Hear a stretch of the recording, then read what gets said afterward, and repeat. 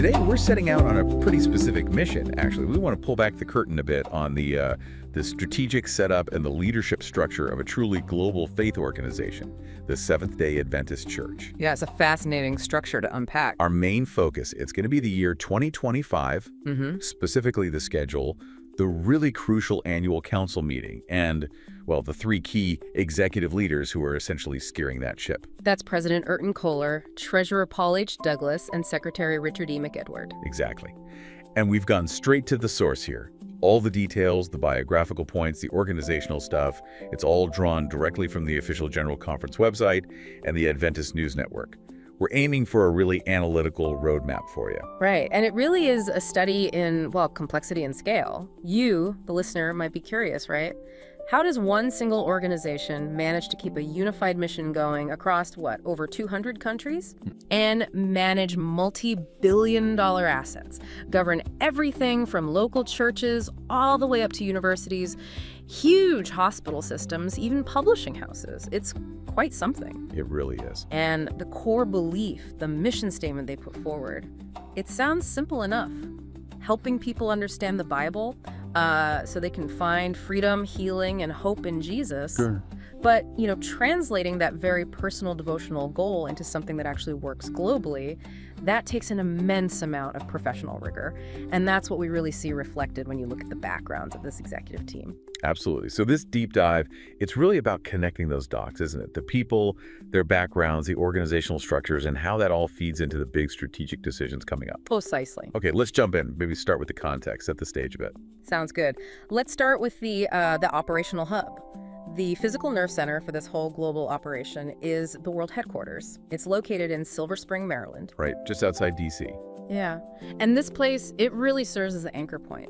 Coordination, policy development, allocating resources, it all flows out from there to a system that, like we said, touches almost every continent. And I think it's really essential to remember, you know, that every strategy cooked up in Silver Spring is meant to be rooted in their foundational beliefs. The sources are quite clear about this. SDA beliefs, they're intended to weave through everything, personal life, institutions, administration. It's described as a movement really grounded in Scripture, aiming to invite people to explore and, well, know God. Yeah. Understand that devotional core. I think it helps us understand why the organization seems to take its financial and administrative integrity so incredibly seriously. It's not just business. That's a crucial point. It frames everything else. Okay, so let's shift gears to the calendar. 2025, it's not just another year on the books. The sources really highlight it as a kind of structural pivot point. Okay. There are 3 critical global meetings scheduled for 2025. And then, you know, we can compare it to 2026 to see the more typical rhythm. Right. So walk us through that 2025 sequence, and let's pay close attention, like you said, to the General Conference session and that annual council. Okay. So the year kicks off at the spring meeting that's set for April 8th and 9th. Now, this is an important meeting, but it's generally less legislative than the others. It often focuses on reviewing mid-year financials, hearing reports from various institutions, maybe making some interim policy tweaks, kind of a check-in point. We got it. Mid-year check-in. Then we hit the really big one, the General Conference session. That runs for about 10 days, from July 3rd to July 12th. 10 days. That's significant. Oh, it's massive. This is the ultimate governing body. You can think of it almost like the church's global constitutional convention, plus its main electoral assembly, all rolled into one. Wow. Okay. This is where the fundamental policies get debated and voted on. And it's where the top leadership, president, treasurer, secretary, the whole team are elected or, you know, re-elected for the next 5-year term. So that sounds like it could be a potential legislative earthquake, right? Yeah. New mandates, new budgets, maybe even new leaders setting the direction. Precisely. It sets the overarching global direction for the next half-decade. And that brings us to the third key meeting, the one most relevant for our deep dive today. The annual council. It's scheduled pretty soon after, for October 9th through the 15th. Okay, let's unpack this a bit because the timing seems really important here. What is the significance of having this annual council in October, just a few months after that huge General Conference session in July? That feels very strategic, doesn't it? Oh, absolutely. It's the operational bridge. It's entirely strategic. Think of it this way. If the GC session in July is where the big global policy gets made, like voting on the Constitution or a major new vision, then the annual council in October is where the rubber meets the road. It's the critical planning and execution stage for all those newly voted mandates. Ah, I see. So maybe like July sits the what and the why, but October figures out the how. The detailed blueprints, the budget allocations, the organizational rollout needed to actually deliver on that 5-year vision from July. That's a great way to put it. The stakes are immense. Yeah, sounds like it. And what's really fascinating here is the timeline pressure. The leadership team, whether they're newly elected in July or just reaffirmed, they only get, 3 months or so? Not long at all. Right. To absorb all the major policy shifts from the session before they have to turn around and present finalized strategies, detailed budgets, implementation plans for approval at the council. Wow. Intense. Very. So the October meeting, the annual council, it becomes intensely focused on resource management, strategic implementation, and basically getting all 13 of the world divisions aligned under these new mandates. It's the key annual governance assembly where global strategy starts becoming reality. That makes sense. It connects the global vote to the practical action. Exactly. And just for context, the sources do give us a quick look at 2026, which shows the more, let's say, normal rhythm after a big session year. Okay. In 2026, the spring meeting is April 14th, 15th, and the annual council is October 8th, 14th. That shift back just highlights how unique 2025 is. It's got the legislative peak in July, and then the immediate, high-pressure implementation planning period in October. Got it. A crucial year, setting the tone for the next 5. Okay, so that sets the stage perfectly. Now let's move from the timeline to the people actually responsible for carrying out those mandates. If the annual council is that strategic pivot point, then this executive trio, the president, the secretary, and the treasurer, they provide the operational stability and the vision needed to handle all that complexity. They're the core executive team. Let's start with the role that arguably sets the spiritual and organizational tone, the president, Urton Kohler. Right. Urton Kohler. His background, when you look at it, it really seems to show a kind of deliberate preparation for this top job. It blends that grassroots connection with, real high-level administrative experience. Okay. He was born in southern Brazil, and his initial drive, according to the sources, was very personal, very vocational. He wanted to follow in his father's footsteps. His dad was an Adventist pastor. Ah, okay. So that initial connection, that probably grounded him right in the fundamental work of ministry from the start. Seems likely, and his academic path reflects that too. He got his bachelor's in pastoral theology back in 1989, then a master's in the same field in 2008, both from the Brazilian Adventist University. And apparently he's currently working on a Doctor of Ministry degree from Andrews University. Still studying while holding the top job. That says something. It does. It suggests a real commitment to, ongoing theological grounding, even with all the administrative pressures he must face. It's significant. Okay, so let's trace that career ladder. Yeah. He started out where many ministers do, right? Local church pastor. Exactly. São Paulo, from 1990 to 1994. But from there, he didn't just climb vertically. He made some strategic pivots. Pivots. How so? Well, the key move was into specialized leadership. He was elected as the Youth Ministries Director, first for a regional conference, Rio Grande do Sul, and then for a larger area, the Northeast Brazilian Union. Youth ministries, that's often seen as a pretty vital area in the church, isn't it? Like focused on future growth and staying relevant? Very much so. It's often considered an engine for growth.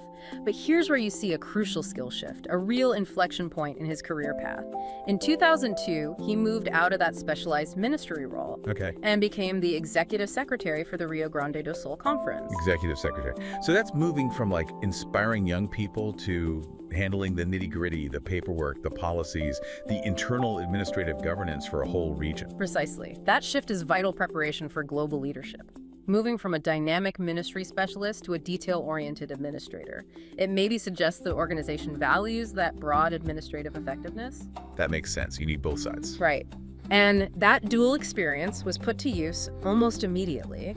The very next year, he was elected as the Youth Ministries Director again, but this time for the entire South American division. Wow, the whole division. That's huge territory. 8 countries. 8 countries. A massive responsibility. He led that division-wide ministry for 4 years, and then administration called again. Wow. He was elected South American Division President in 2007. Division President. And South America is one of the most sort of dynamic and rapidly growing parts of the world church, isn't it? Absolutely. Leading that division provides an almost unparalleled foundation, you'd think, for stepping into the global presidential role eventually. So when you analyze that path, Yeah. what stands out? Well, what's really fascinating is that blend we talked about. He seems to understand how to connect with the individual member, from his pastoral work, his youth ministry time, but he also clearly understands how to manage the complex budgets, the policy negotiations, the institutional infrastructure needed as a division president, that ability to bridge the grassroots ministry with high-level policy. That's gotta be vital, especially when it comes to implementing those new session mandates at the annual council in October. He's seen it from multiple levels. Yeah, he really does come across as someone who genuinely rose through the ranks, bringing lived experience from different parts of the organization. The sources also mention he's married to Adrienne Marquez, who's a nurse, and they have 2 children. It gives you sort of a complete picture. A comprehensive picture of integrated service, yeah. Okay, so if the president sets the spiritual roadmap and the organizational tone, the very next question has to be about the money, right? How do you possibly fund and manage all this on a global scale? Yeah, the financial architecture is mind-boggling. For an organization with a presence in nearly every country, running these vast institutions, universities, hospitals, the treasurer's role isn't just important, it's absolutely critical. And that's Paul H. Douglas. He serves as the Chief Financial Officer, the CFO, for the Church World Headquarters. And his responsibilities are, well, staggering seems like the right word. He provides global financial leadership to the entire family of institutions, and the source materials really emphasize his sheer global reach.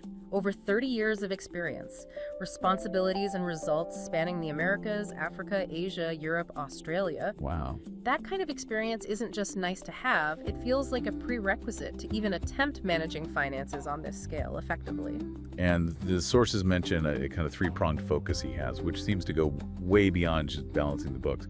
It sounds like a mission-driven financial mandate. It absolutely is. First, there's a focus on engaging leaders about organizational stewardship, and importantly, how that impacts the personal stewardship of the members themselves. Okay, so connecting the big picture finances to individual giving and values. Exactly. It's about fostering a culture where financial decisions actually reflect the mission's values.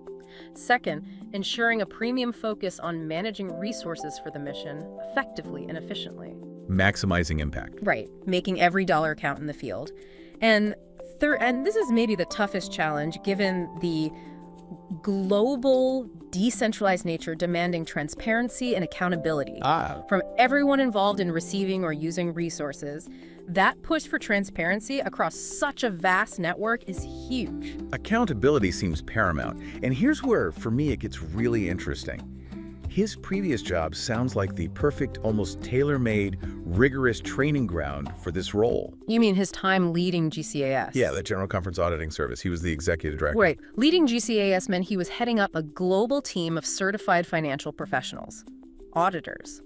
They were responsible for a massive portfolio of what they call assurance engagements. So audits. Audits, yes. But this role requires more than just understanding church finances. It demands deep knowledge of international financial regulations, risk management. It's highly technical. And the scope of what they audited, that's what really reveals the organization's unique complexity. It wasn't just church books. No, not at all. Obviously, they audited ecclesiastical entities, church organizations, but also huge healthcare systems, universities, development organizations, and this is significant, highly regulated commercial operations, things like banking, media operations, manufacturing facilities, retail stores, insurance companies, and publishing houses. Okay, hold on. Banking? Insurance, manufacturing, that's different. That's the crucial point to really unpack here. Auditing a local church budget is one thing. Auditing an international insurance company or a factory. Entities which collectively report multi-billion-dollar totals for global assets and revenues. Billions. Billions. That requires a completely different professional skill set. You're dealing with government regulations, corporate law, strict accounting standards used in the secular business world. So there's this inherent tension, isn't there? He has to ensure financial integrity and compliance in these really complex, regulated commercial areas, while also keeping the focus on maximizing resources for the core devotional mission. That sounds like a very delicate balancing act. Yeah. A dual responsibility. It absolutely is. And it shows why his level of professional certification isn't just a bonus, it's probably non-negotiable for the role. What are his credentials? They really reflect that rigor. He's a certified public accountant, a CPA licensed in California and Florida. He's also a chartered accountant in Jamaica, and a chartered global management accountant, a CGMA. Okay, highly qualified. Very. Plus, academically, an MBA, a Cornell certificate in strategic management. And he's currently finishing his PhD dissertation in accounting. And not just anywhere from the Cass Business School in London, which is quite prestigious. Right. That level of professional mastery is what you need, really, to ensure the financial stability of such a vast, complex, and potentially fragmented global body, especially navigating the big budget shifts that must come after a general conference session. Yeah, absolutely. Yeah. The sources also note he was born in Jamaica to Cuban parents, lived across continents. Yeah. That international perspective seems essential for a role that's inherently global. A truly global mindset is required, yes. Okay, so we've covered the president vision and the treasurer resources. Let's turn to the third crucial piece of this executive trio, Richard E. McEdward, the secretary. The source material is a bit more concise on his bio, but we need to emphasize the function of this role, right? It completes the operational structure. Absolutely. You're right. This role is often less visible, perhaps, than the president setting the vision or the treasurer managing the finances. But the secretary is the essential administrative anchor. Without this role functioning well, the whole thing could grind to a halt. Administrative anchor. Okay. What does that mean in practice? He's responsible for institutional memory, for one thing, making sure the organizational structure itself is sound, coordinating the smooth internal functioning of this entire global system. So like a chief operating officer, maybe? Mm-hmm. And keeper of the policies. That's a good analogy. COO and policy keeper. Think about it. After all the legislative action happens at the July session, the Secretary's office becomes absolutely critical. They have to translate those newly voted policies into practical, actionable procedures. Procedures that can be applied uniformly, or at least consistently, across all 13 world divisions. That involves coordinating global communication, maintaining meticulous records of all the official board actions, managing the huge network of administrative personnel worldwide. The scale of just that coordination effort is immense, isn't it? Mm-hmm. Getting policy implemented consistently across every country where the church operates, making sure administrative rules are culturally sensitive, but still globally coherent.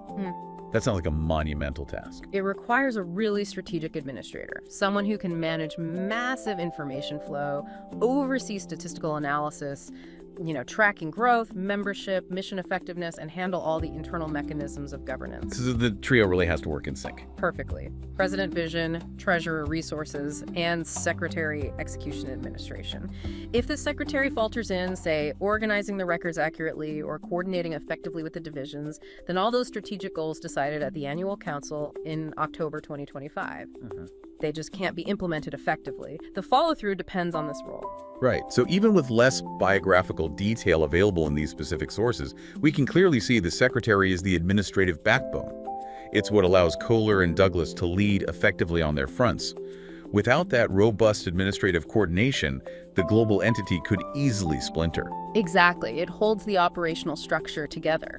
Okay, so if we zoom out slightly from that core executive trio, the next layer, the general vice presidents or GVPs, they act as an essential bridge. A bridge between what and what? Between the executive headquarters in Silver Spring and the realities, the diverse contexts out there on the ground across the world. They bring necessary regional perspectives, specialized knowledge, and diverse experiences to the top 3 leaders. So they ensure the decisions made at the top are actually informed by and practical for the worldwide church. Precisely. They help ensure that Silver Spring decisions resonate and can actually work in very different cultural and operational settings. So this team of GVPs, ideally, should reflect the geographical and professional diversity of the global church itself. That seems to be the goal. Let's highlight maybe 3 of the GVPs whose backgrounds, based on the sources, really exemplify that necessary breadth of experience. Okay, who first? Let's start with Audrey Anderson. Her election in 2022 was quite historic. How so? She became only the 2nd woman ever to serve as a general vice president for the World Church, and significantly, the first European woman to hold that specific role. Wow. Okay, that definitely speaks to a move towards more diversity in the top leadership ranks. It does, and her career path is fascinatingly versatile. She was born in Ireland, grew up in a pastor's family, so she was immersed in church life from childhood. But her professional journey took a really interesting, almost divergent turn for a while. Okay. After getting her BA in theology from Newbold College in England, she actually moved into a highly specialized secular field. She worked at a prestigious English real estate journal called Estates Gazette. The real estate journal? Yes. And she rose to become their legal editor. She even helped develop an award-winning daily online news service they launched, focusing on high court cases related to property. Okay, I have to ask, how does being a legal editor for a real estate publication translate into skills for global church administration?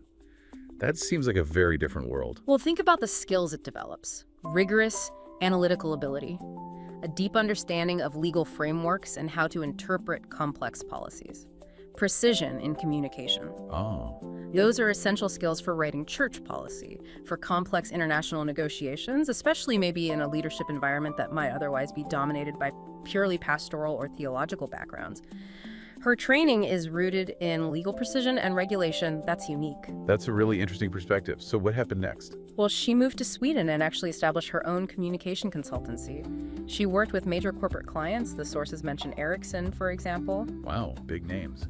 Yeah, all while staying very active in church involvement. Notably, she worked on developing the Gracelink Sabbath School curriculum, which is used globally. So again, this blend of high-level secular consultancy experience and deep denominational involvement, it's quite rare. It really is.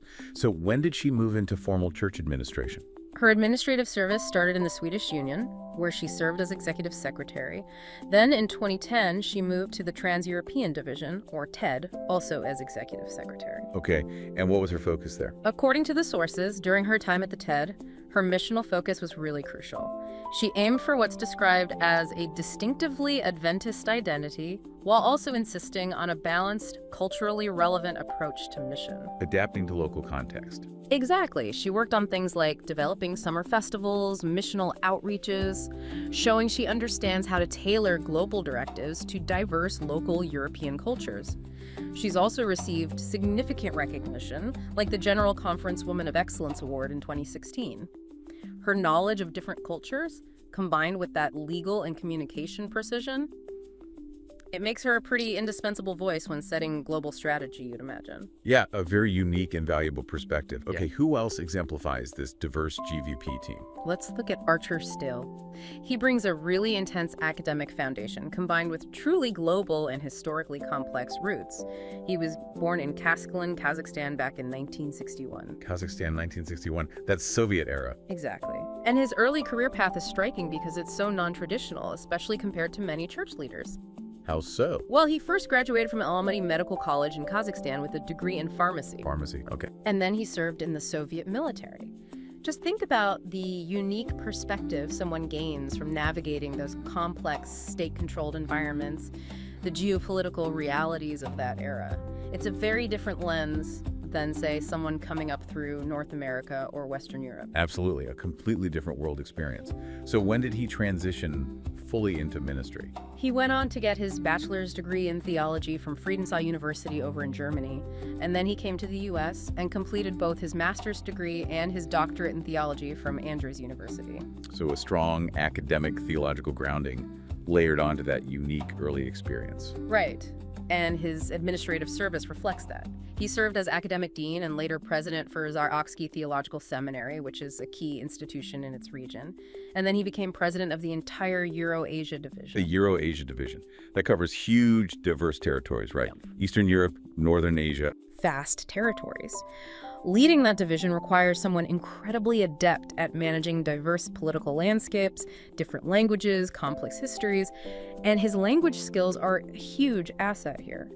The sources say he's fluent in Russian, German, and English. Wow, that's impressive. So his academic depth, combined with that lived experience under a very different political system, ensures the executive team gets grounded in real-world international complexity. he brings a vital perspective. Totally. Okay, so for a contrasting but equally necessary perspective, let's look at Thomas L. Lemon. Okay. He provides, you could say, essential grounding in the operations of the host country, the U.S., and represents a more traditional, stable path of church administration. So deep experience within the North American system. Exactly. He started out as a pastor in Maryland and Texas, so his service is really grounded in local church operations first. And his rise through the administrative structure in the U.S. was steady, methodical.